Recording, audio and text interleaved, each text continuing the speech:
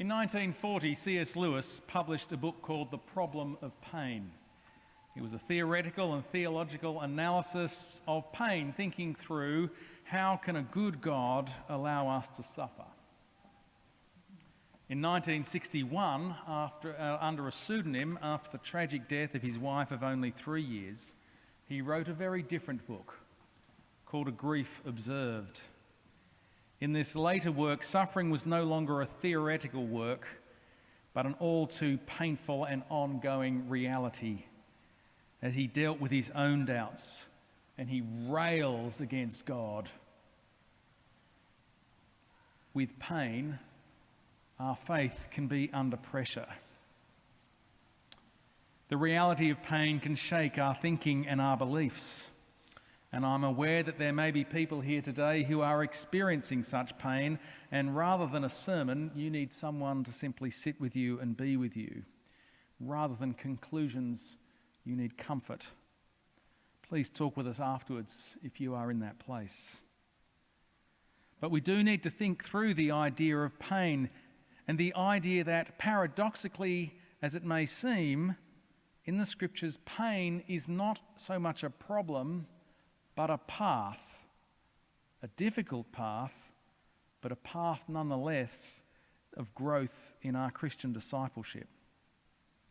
I pray that today we may learn to walk this path of pain together. We continue our deeper series considering how God brings growth in our life, and today we are looking at pain, how pain can bring growth. And I'm particularly thinking about ideas that are in Romans chapter 8, which was our second reading.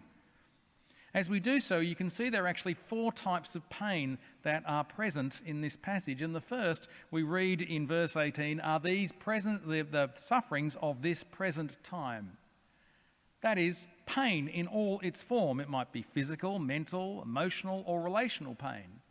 They are all part of life in this world. Now, it may seem something that's so obvious that it doesn't need to be said, but there are Christians and certain parts of the church that have such a positive view of the life of faith that it suggests that pain shouldn't be part of our life. And in fact, particularly ongoing pain should not be part of our life. Our life is supposed to be health, wealth, and happiness. That's all we're supposed to experience in this world.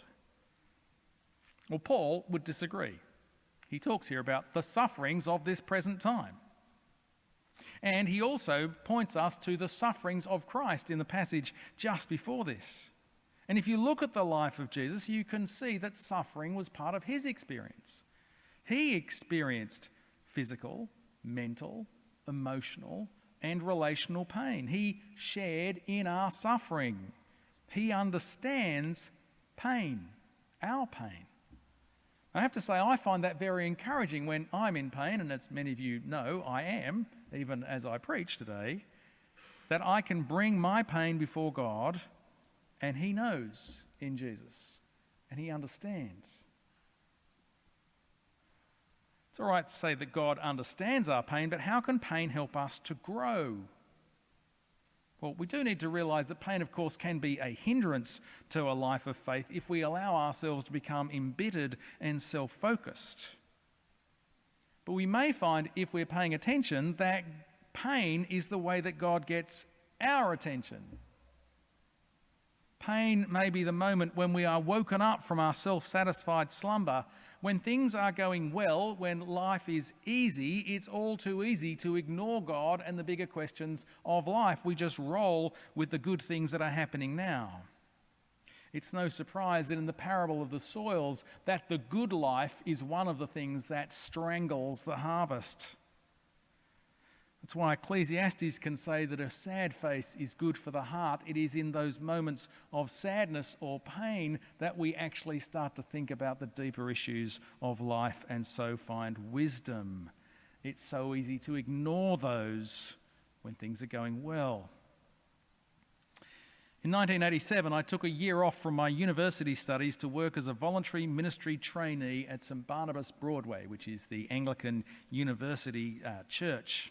I was involved in university ministry, leading Bible studies. I taught scripture in schools, as well as starting a drama team at the church where we performed both in the church and on campus. I was doing great things for God. And if I'm honest, I suspect that I thought he'd be pretty impressed with me. However, I wasn't also only doing that, I was also involved in university reviews, and on the week of the performance of the architectural review, during a rehearsal, I fell off the stage. I fell 2 metres onto one arm, receiving a double compound fracture. I'll show you my scars afterwards if you like. They're pretty impressive. I was in hospital for 6 weeks due to the pain-killing drugs that I was on, and I had months of rehabilitation. I could hardly look after myself. Try drying yourself with one arm. It's really tricky. I couldn't look after myself, let alone continue the ministry that I was doing. Those great things that I had been doing for God simply came to an end or fell apart. Clearly, I was disappointed. But that experience probably taught me more than any sermon I've ever heard. It firstly taught me that God doesn't need me to grow his kingdom. His work continues without me. Thank you very much. God can do his own work. He has his own resources. I'd like to say that it taught me humility, but when I said that at a Bible study during the week, my wife laughed. But I can say at least pointed me in the way of humility. It also taught me that God's love for me is not dependent on my work for him. Rather, he loves me out of his grace. He loves me just as much when I was running the drama team as I was when I was effectively a drug addict in hospital. I'm not saying that God pushed me off that stage, but he certainly got my attention. And I learnt important things about the life of faith through that very painful experience. C.S. Lewis wrote in The Problem of Pain, "Pain insists on being attended to. God whispers in our pleasures, speaks in our conscience, but shouts in our pain. It is his megaphone to rouse a deaf world." It is when we are in pain that we need to push into what we know of Jesus, that he has not left us, he knows what pain is, and he's there to help us through in this painful pathway to growth. We stop trying to just carry on, come to Jesus, rest in him, and there listen, learn, and grow. But we should note that what Paul says here about suffering, it's not that Christ shares our suffering, although he does. Paul's point is that we share his suffering. Paul's point is that Jesus' path to glory was through suffering, and so will our path. We will be glorified, he says, if we share in the sufferings of Christ. I think Paul is not simply talking about suffering because we're part of this world, but suffering because we are followers of Jesus.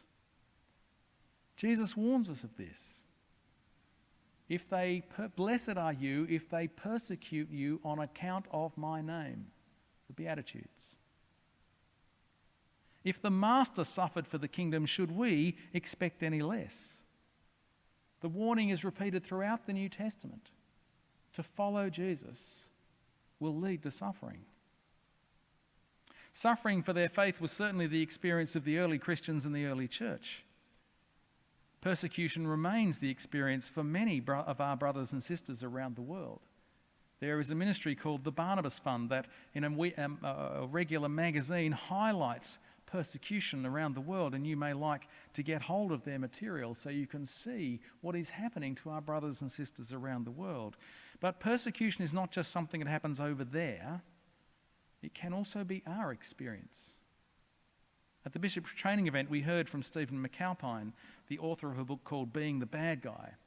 To oversimplify the message of the book, it is that 50 years ago, the church was the good guy. If you wanted advice, you came to the church and people would listen. 25 years ago, the church became just the guy, one of the guys, numerous voices that could be heard and listened to. But now we are the bad guy. The message of the church is no longer seen as good news or nice for those who believe, the message of the church is considered dangerous and hurtful and is to be forcibly ejected from the public sphere. It's going to be harder and harder to be a faithful follower of Jesus in this environment.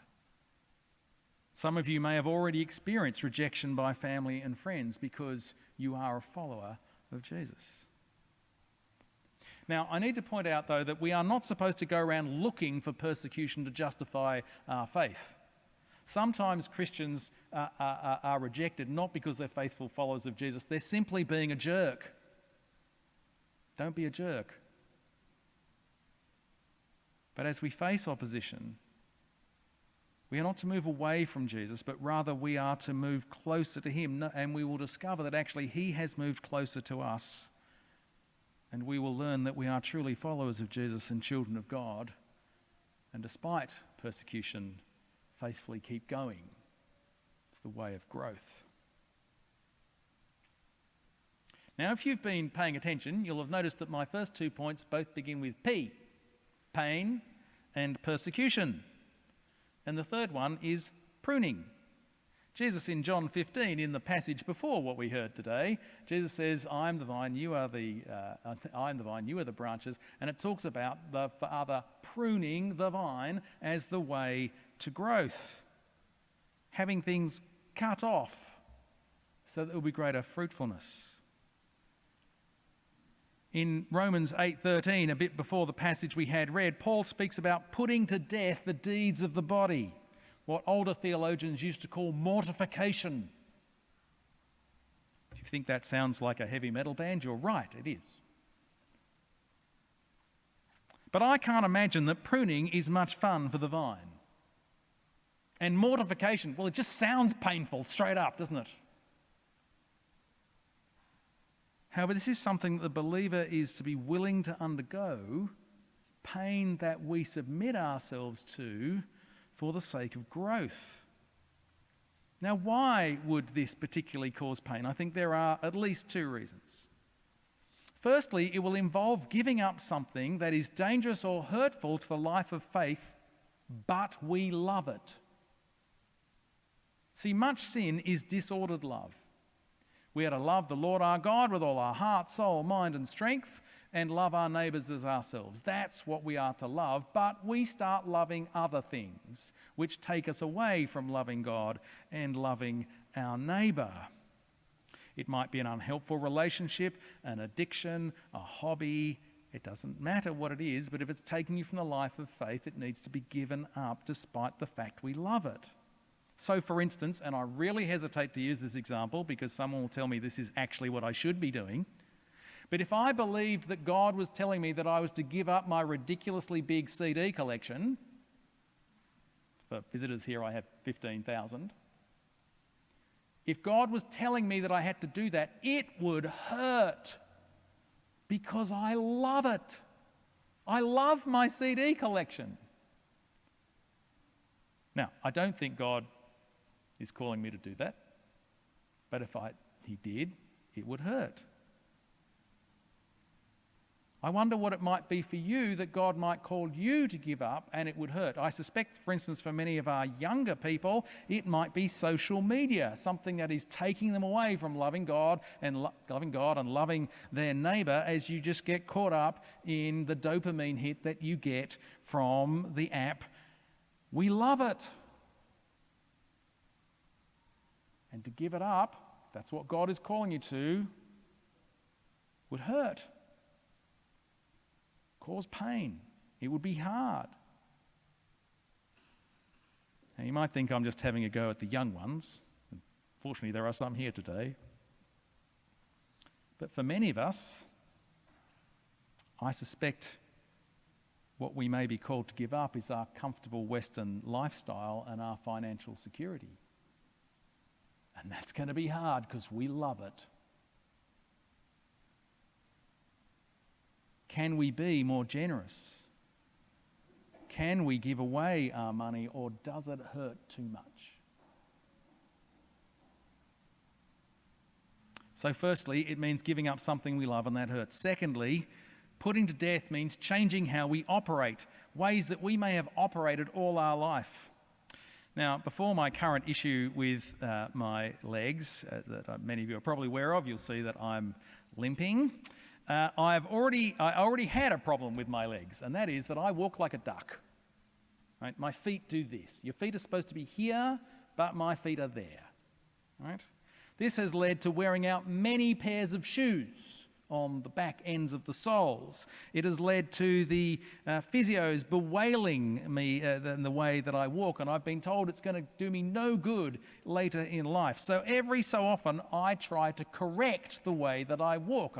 Rather than do this, I try to walk like this, but after about 3 minutes I have to stop because it's so painful.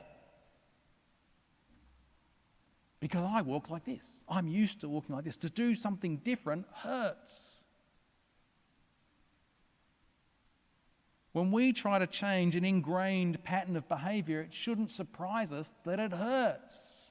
If we're someone who's been an angry person all our life, to change from being angry will hurt. If we're somebody who has not practiced forgiveness, forgiving will hurt. If we have not practiced generosity, giving money away will hurt. And yet, that is the path to growth. As we grow in faith, we will experience the pain of pruning, giving up something we love and changing ingrained patterns of behaviour. But please believe me, it is worth it in the path of faith. So pain, persecution, pruning, and my last P, which doesn't really work, and so surprisingly, is paradise. We've been thinking about the reality of pain, but this passage teaches us that pain is not the end of the story. So I've only really looked at, I consider the sufferings of this present time, but notice that's only half a verse. The next part says, are not worth comparing with the glory to be revealed to us. There's pain now, but there's something better ahead. We suffer now, but glory awaits. Paul says that creation is groaning, longing for the revealing of the children of God. That's one way of speaking about the coming of God's kingdom, where there will be no more mourning or crying or pain, for the old order of things will have passed away. Please note that what Paul is talking about is not an escape into a purely spiritual realm where pain is not possible. Rather, Paul talks here about the redemption of our bodies. It is a hope of creation. It is not a world escaped, but a world put right. A wonderful, beautiful, life-affirming, wonderful hope. So what Paul is saying here is that our experience of pain, in fact, anyone's experience of pain, is firstly a reminder that the world is not as it should be. Pain, when we see it or experience it, not only gives us pain, but also gives us, for want of a better way of putting it, existential angst.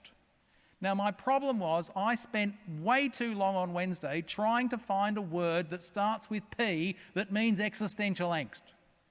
Now, please don't you spend the rest of this sermon or the rest of the service trying to figure out a word. I'm pretty sure there isn't one. But it's the fact that it's not so much paradise lost, but it's paradise that is ahead of us. That is the issue for the believer. For the Holy Spirit is within us as Christians to give us a foretaste of that new world coming. And it's not just an existential angst for something's not right now, but that deep and painful longing for what is to come. The resurrection of Jesus shows that it is real. By faith we are children of God, and that is our eternal home, not what we experience now. It's like when you're waiting for the holiday to start and you just can't wait. It's that kind of pain, that kind of longing that Paul is talking about here. But I wonder, do you feel that pain?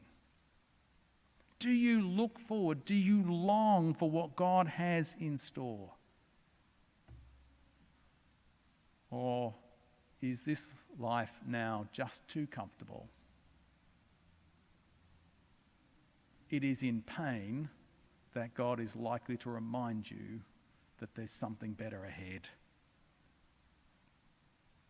Once again, C.S. Lewis is helpful for us here. He wrote in a letter to an American lady towards the end of her life, "Has this world been so kind to you that you should leave it with regret?